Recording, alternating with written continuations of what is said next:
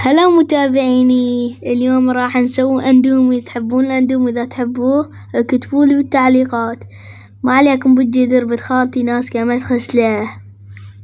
اليوم انا ببيت خالتي. هنا نقطع الاندومي تقطيع. راح نطلع الاندومي نحطه بالجدر. هنحط البهارات.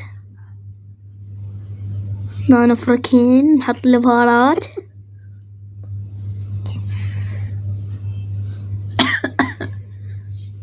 دقوا حين بنت خالتي. هنا نشغل الطباخ.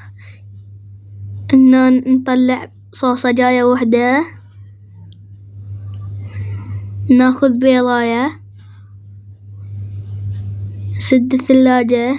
وهنا قطعنا الصوصة تقطيع صغير. هنا نجيب الصينية.